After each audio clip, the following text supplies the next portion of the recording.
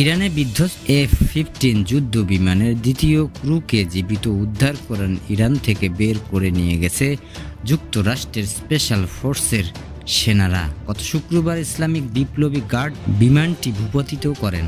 সংবাদ মাধ্যম এক্সিওর রোববার জানিয়েছেন, যাকে উদ্ধার করা হয়েছে তিনি ভূপতি বিমানের টন সিস্টেম অফিসার ছিলেন।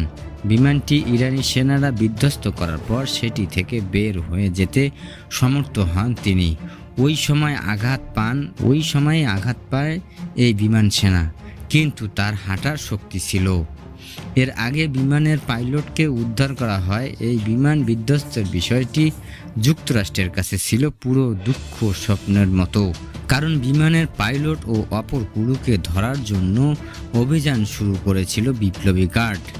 এক মার্কিন কর্মকর্তা জানিয়েছেন, গতকাল শনিবার তাকে উদ্ধারের অভিযান চালানো হয়, আর অভিযানটি চলায় বিষয়ে কমান্ডো ইউনিট। তখন তাদের সাহায্য করতে অসংখ্য যুদ্ধ বিমান মোতায়েন করা হয়।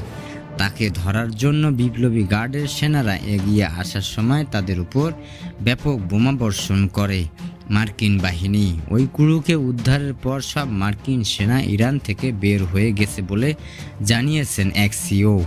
অপর দুটি সূত্রে জানিয়েছেন, বিধ্বস্ত হওয়ার পর F-15 যুদ্ধ বিমানের পাইলট এবং ওপেন সিস্টেম অফিসার তাদের যোগাযোগের যন্ত্র নিয়ে যোগাযোগ করেন। বিধ্বস্ত হওয়ার কয়েক ঘন্টা পরেই পাইলটকে উদ্ধার করা হয়েছে, আর ওয়েপন সিস্টেম অফিসারকে উদ্ধার করা হয় একদিন পর। এই পুরো সময়টা তার সঙ্গে যোগাযোগ রাখা সম্ভব হয়।